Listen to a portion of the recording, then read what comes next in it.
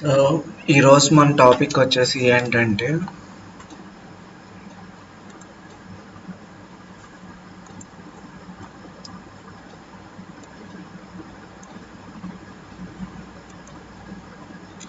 Unit 3 topics వచ్చేసి ఏంటంటే channels of communications మామూలుగా కమ్యూనికేషన్స్ చాలా టైప్స్ ఉంటాయి. ఫస్ట్ టైప్ వచ్చేసి formal communication. Formal communication is the exchange of official information that flow along different levels of organizational hierarchy and conforms the prescribed professional rules, policy, standard, process, regulations of the organization. So ఇక్కడ మనం చూస్తే formal communication అని ఒకటి ఉంది. Formal కమ్యూనికేషన్లో మెయిన్గా ఏం exchange అయ్యిద్ది? అఫీషియల్ ఇన్ఫర్మేషన్ అనేది ఎక్స్చేంజ్ అయ్యిద్ది. Only official information. ఇంకా అఫీషియల్ ఇన్ఫర్మేషన్ కూడా ఎలా ఎక్స్చేంజ్ అయ్యిద్ది? డిఫరెంట్ లెవెల్స్లో ఎక్స్చేంజ్ అయ్యిద్ది. ఎలా? ఆర్గనైజేషనల్ హైరార్కీ ప్రకారం ఎక్స్చేంజ్ అయ్యిద్ది. సో ఈ ఆర్గనైజేషనల్ హైరార్కీలో ఎలాంటి ఇన్ఫర్మేషన్ ఎక్స్చేంజ్ అయ్యిద్ది అంటే, ఎగ్జాంపుల్కి ఫార్మల్ కమ్యూనికేషన్లో rules, professional rules, policy, standards, processes, regulations, ఇలాంటి ఫార్మల్ కమ్యూనికేషన్స్ అనేవి వీటిలో ఎక్స్చేంజ్ అవుతాయి. సో కొన్ని మెయిన్ క్యారెక్టరిస్టిక్స్ ఉన్నాయన్నమాట ఫార్మల్ కమ్యూనికేషన్కి. ఆ క్యారెక్టరిస్టిక్స్ ఆఫ్ ఫార్మల్ కమ్యూనికేషన్స్ ఏంటంటే,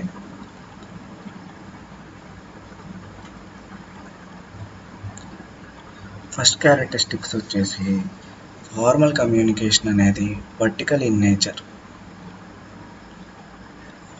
అండ్ అథారిటీని రికగ్నైజ్ చేసిద్ది. అథారిటీ ఉంటుంది. సెకండ్ వచ్చేసి ఒక స్ట్రక్చర్డ్ పాత్ని ఫాలో అయ్యిద్ది ఫార్మల్ కమ్యూనికేషన్ అనేది. మళ్ళా ఫ్లెక్సిబిలిటీ అనేది ఉంటుంది. కాకపోతే ఆ ఫ్లెక్సిబిలిటీ కూడా చాలా తక్కువ ఉంటుంది ఫార్మల్ కమ్యూనికేషన్లో. ఎక్స్పెక్టేషన్స్ అనేవి వెరీ ఫ్యూ, చాలా తక్కువ ఎక్స్పెక్టేషన్స్ ఉంటాయి. ఎందుకంటే most of the time return channels ద్వారా వెళ్తుంది కమ్యూనికేషన్ అనేది. 2 ways వెళ్ళిద్ది వర్టికల్గా, అప్వర్డ్ ఆర్ డౌన్వర్డ్. కానీ మోస్ట్లీ పైన ఉన్న సుపీరియర్స్ నుంచి కింద సబార్డినేట్స్కి వెళ్తుంది. సో నార్మల్ మూమెంట్ వచ్చేసి డౌన్వర్డే మోస్ట్లీ. ఒక స్టాండర్డ్ని సెట్ చేసిద్ది ఈ ఫార్మల్ కమ్యూనికేషన్ అనేది. అండ్ అవి అందరూ ఫాలో అవ్వాలి కూడా, ఆర్గనైజేషన్లో ఉన్న వాళ్ళందరూ.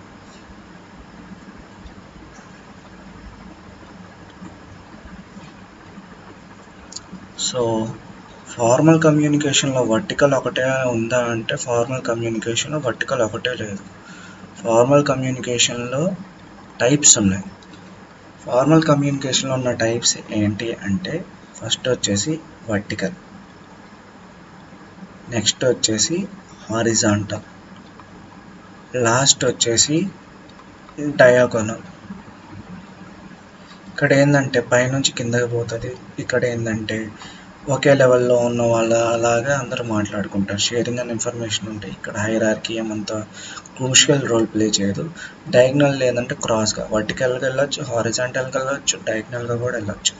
వర్టికల్కి ఎగ్జాంపుల్ వచ్చేసి అడిడాస్, దీనికి ఎగ్జాంపుల్ వచ్చేసి మెక్డొనాల్డ్స్. డయాగ్నల్కి ఎగ్జాంపుల్ వచ్చేసి మైక్రోసాఫ్ట్. అండ్ ఫార్మల్ కమ్యూనికేషన్ని ఏ విధంగా మనం చేయొచ్చు? It can be both physical are digital. So formal communication 2 రకాలు ఉండొచ్చు. ఫిజికల్గా ఉండొచ్చు, పేపర్గా ఉండొచ్చు, డిజిటల్గా కూడా ఉండొచ్చు. ఫార్మల్ కమ్యూనికేషన్కి ఎగ్జాంపుల్స్ ఏంటి? ఈమెయిల్ ఒక టైప్ ఆఫ్ ఫార్మల్ కమ్యూనికేషన్. అలానే ప్రింటెడ్ స్టేట్మెంట్స్, న్యూస్ బులెటిన్స్, ఇంకా డిజిటల్ ఫామ్స్ కూడా ఒక టైప్ ఆఫ్ ఫార్మల్ కమ్యూనికేషన్. మీరు చూస్తే ఇక్కడ క్యారెక్టరిస్టిక్స్. సో క్యారెక్టరిస్టిక్స్ ఏంటి ఫార్మల్ కమ్యూనికేషన్?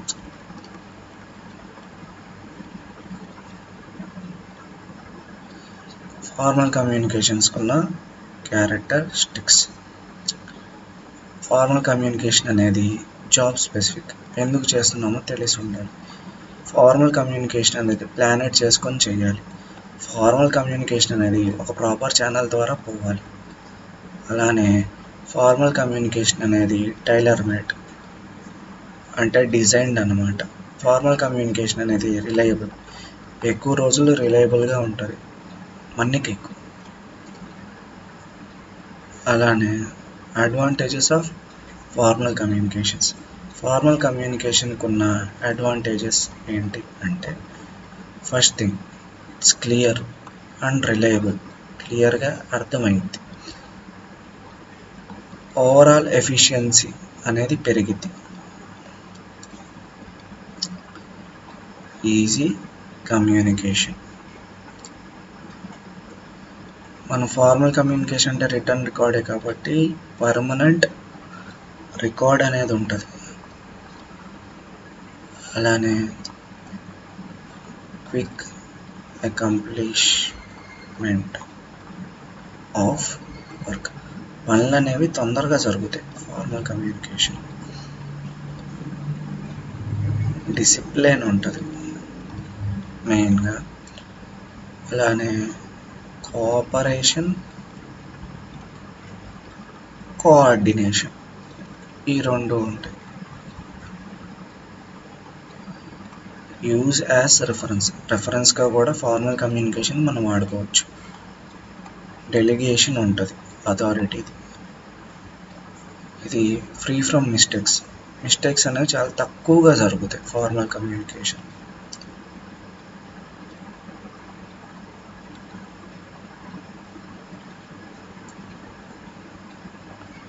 అడ్వాంటేజెస్తో పాటు డిసడ్వాంటేజెస్ కూడా లేకపోలేదు. డిసడ్వాంటేజెస్ ఏంటి అంటే, ఫార్మల్ కమ్యూనికేషన్కి క్రియేట్స్ డివిజన్ క్రియేట్ చేసింది.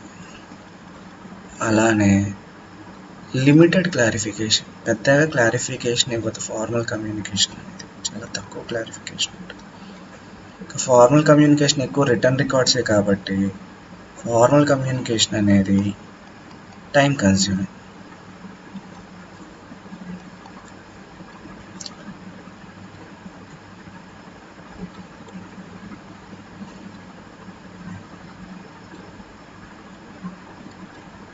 So we go to the next topic. Next topic వచ్చేసి ఏంటంటే ఇన్ఫార్మల్ కమ్యూనికేషన్. సో ఇన్ఫార్మల్ కమ్యూనికేషన్కి కొన్ని క్యారెక్టరిస్టిక్స్ ఉన్నాయి. ఫార్మల్ కమ్యూనికేషన్కి ఉన్న క్యారెక్టరిస్టిక్స్ ఏంటి అంటే, first characteristic, it's beyond formal channels. Formal channels కాకుండా బియాండ్గా ఉంటుంది. అంటే ఇన్ఫార్మల్ కమ్యూనికేషన్ అనేది ఫార్మల్ ఛానల్స్లో యూజ్ చేయాలి. సోషల్, ఒక స్పెసిఫిక్ ఛానల్ అనేది లేదు ఇన్ఫార్మల్కి, ఏదైనా వాడుకొని చేయవచ్చు ఇన్ఫార్మల్ కమ్యూనికేషన్. ఇంకా ఇట్స్ స్పాంటేనియస్, దీనికి ప్లానింగ్ అనేది చేయాల్సిన అవసరం లేదు, స్పాంటేనియస్. డిస్టార్టెడ్, ఒకదానికి కనెక్షన్ ఉండకపోవచ్చు ఇన్ఫార్మల్ కమ్యూనికేషన్. సో అడ్వాంటేజెస్ ఉన్నాయి, ఇన్ఫార్మల్ కమ్యూనికేషన్కి. అలానే డిసడ్వాంటేజెస్ కూడా ఉన్నాయి. Efficient use of informal channels. ఈ ఇన్ఫార్మల్ ఛానల్స్ యూజ్ చేసి ఫార్మల్ ఛానల్స్ని స్ట్రాంగ్ చేయొచ్చు.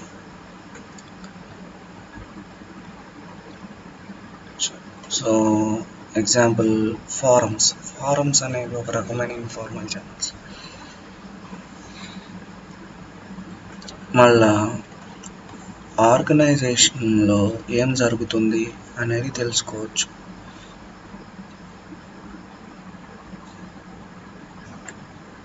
సపోజ్ ఆర్గనైజేషన్లో ఏమేమి ఉంటాయి, థ్రెడ్స్ ఉంటాయి, వరీస్ ఉంటాయి, కంప్లైంట్స్ ఉంటాయి, ఫీడ్బ్యాక్స్ కూడా ఉంటాయి. ఇవన్నీ మనం మామూలు చోట్ల మాట్లాడుకోలేం కాబట్టి వీటిని ఇన్ఫార్మల్ కమ్యూనికేషన్ ద్వారా మాట్లాడుకోవచ్చు. డిసడ్వాంటేజెస్ కూడా లేకపోలేదు ఇన్ఫార్మల్ కమ్యూనికేషన్కి. నా డిసడ్వాంటేజెస్ ఏంటి అంటే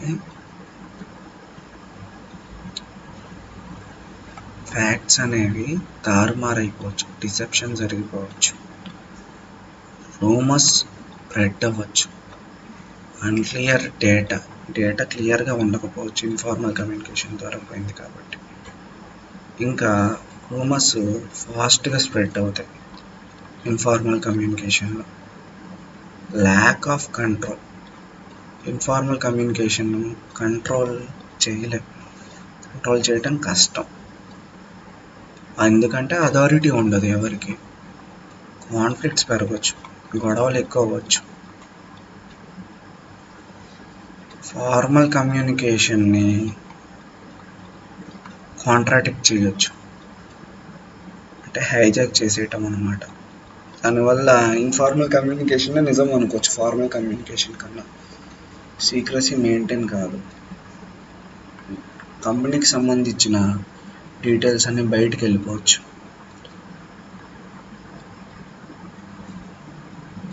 సో బ్యారియర్స్ లేకపోలేదు. సో దీనికి ఉన్న బ్యారియర్స్ ఏంటి అంటే ఫిజికల్ బ్యారియర్స్, అంటే ఎన్విరాన్మెంట్.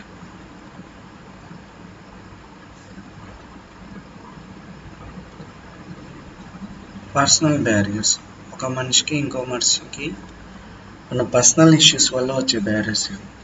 లాంగ్వేజ్ బ్యారియర్స్, ఒక లాంగ్వేజ్ ఇంకోళ్ళకి అర్థం కాకపోతే వచ్చేది లాంగ్వేజ్ బ్యారియర్స్. స్టేటస్, ధనిక పేద మధ్య డిఫరెన్సెస్ వల్ల వచ్చే బ్యారియర్స్.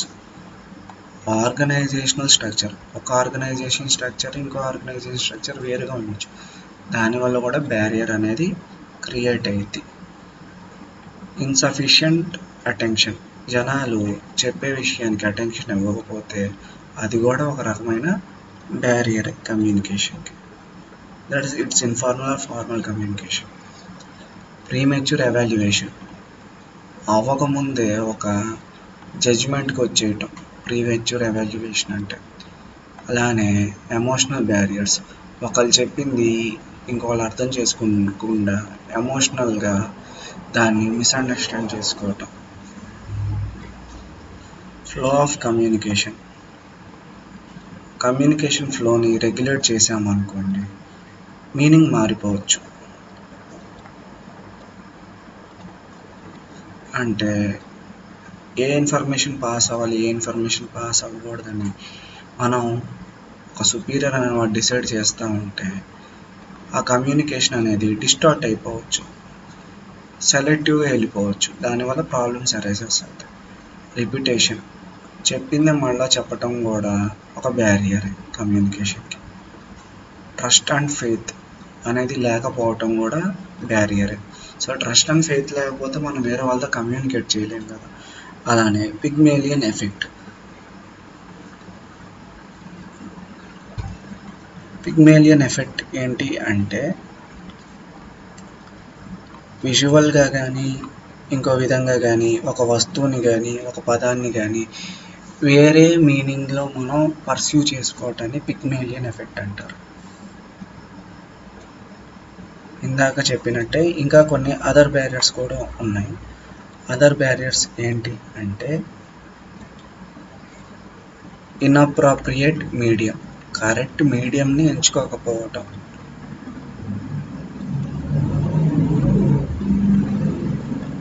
అలానే ల్యాక్ ఆఫ్ టైం, కమ్యూనికేట్ చేయడానికి టైం సరిపోకపోవటం. ఇందా చెప్పాను కదండి సెలెక్టివ్ ఫిల్టర్ ఇన్ఫర్మేషన్ అని. సో ఫిల్టరింగ్ ఇన్ఫర్మేషన్ని ఫిల్టర్ చేసుకోండి, ఏది చెప్పాలి ఏది చెప్పకూడదు. ల్యాక్ ఆఫ్ మ్యూచువల్ ట్రస్ట్, ఇందాక కవర్ అయింది. మ్యూచువల్ ట్రస్ట్ లేకపోతే, ఫెయిత్ లేకపోతే కమ్యూనికేట్ చేయలేము. Steps to improve. సో మరి ఇన్ఫార్మల్ కమ్యూనికేషన్ కానీ ఫార్మల్ కమ్యూనికేషన్ కానీ ఎలా ఇంప్రూవ్ చేసుకోవచ్చు? ఫస్ట్ థింగ్ వచ్చేసి కీప్ ఇట్ రియాలిటీకి దగ్గరగా ఉంచాలి, అజంప్షన్స్కి వెళ్ళకూడదు. బీ టైమ్లీ, టైం ప్రకారం చెప్పేయాలి. ఇన్ఫర్మేషన్ ఎక్కువ రోజులు కానీ ఎక్కువ టైం కానీ విత్హోల్డ్ చేయకూడదు. కన్సిస్టెన్సీ, రెగ్యులర్ ఇంటర్వెల్స్లో ఇన్ఫర్మేషన్ అనేది పాస్ ఆన్ అవ్వాలి. మెసేజ్ అనేది ముందుగానే ప్రిపేర్ చేసుకొని ఉండాలి. టైలర్ యువర్ మెసేజ్, ఏం మాట్లాడాలనుకుంటున్నారో ఏం రాయాలనుకుంటున్నారో ముందుగానే ప్రిపేర్ చేసుకొని ఉండాలి. రీఇన్ఫోర్స్ ఇట్, కరెక్షన్స్ ఏమన్నా ఉన్నా ఇంకేమన్నా యాడ్ చేయాలనుకున్నా యాడ్ చేయటం అన్నమాట. ఇంకా మనం ఇచ్చిన మెసేజ్కి ఫీడ్బ్యాక్ తీసుకుంటూ ఉంటే ఫ్యూచర్లో ఆ కమ్యూనికేషన్ అనేది ఇంకా ఇంప్రూవ్ అయ్యిద్ది, whether it's informal communication or formal communication. మేనేజర్స్ని ఎంపవర్ చేయాలి, అప్పుడు వాళ్ళు సెల్ఫ్ మోటివేటెడ్ అయ్యి ఇంకా మంచిగా కమ్యూనికేట్ చేస్తారు. సో కమ్యూనికేషన్స్కి 7 C's ఉన్నాయి. ఆ 7 C's ఏంటి అంటే ఫస్ట్ వచ్చేసి 7 C's ఆఫ్ కమ్యూనికేషన్. ఫస్ట్ వచ్చేసి క్లారిటీ, ఏం చెప్పాలనుకుంటున్నాం క్లారిటీ. కాంక్రీట్నెస్, ఫ్యాక్చువల్ అయ్యి ఉండాలి, ఫ్యాక్చువల్గా ఉన్న వాటిని ఆ డేటా ఫిగర్స్నే మనం చెప్పాలి, అజంప్షన్స్ని మనం చెప్పకూడదు. దీన్ని కాంక్రీట్నెస్ అంటారు. అలానే నెక్స్ట్ వచ్చేసి కంప్లీట్నెస్, అన్ని ఫ్యాక్ట్స్ని కవర్ చేయాలి మెసేజ్లో ఉన్న వాటన్నిటిని, కొన్నిటిని దాచిపెట్టకూడదు, సీక్రెసీ ఉండకూడదు. కన్సిడరేషన్, ప్రతి ఒక్కరిని కన్సిడర్ చేసుకొని మెసేజ్ అనేది టైలర్ చేయాలి. కాన్సైస్నెస్ అంటే మెసేజ్ని లెంతీగా ప్రిపేర్ చేయకూడదు, వీలైనంత తక్కువ వర్డ్స్ తక్కువ సెంటెన్సెస్లో అందరికీ అర్థమయ్యేటట్టు, మళ్ళీ మెసేజ్లో ఉన్న మీనింగ్ మారిపోకుండా మనం ఒక మెసేజ్ని తయారు చేయటాన్ని కాన్సైస్నెస్ అంటారు. కరెక్ట్ ఇన్ఫర్మేషన్ని మెసేజ్గా మనం పాస్ చేయాలి. కట్టసి ఏంటంటే మన మెసేజ్ని వింటారు, కొంతమంది చదువుతారు. అలాంటప్పుడు మనం స్పీకర్, లిజనర్, రీడర్ ఇలాంటి వాళ్ళకి మన వే ఆఫ్ కమ్యూనికేషన్ ద్వారా కట్టసిని చూపించాలి. సో ఇవి వచ్చేసి 7 C's of communication. 7 C's of communication ఏంటి అంటే clarity, completeness, concreteness, consideration, conciseness, correctness, courtesy. So unit 3 completed.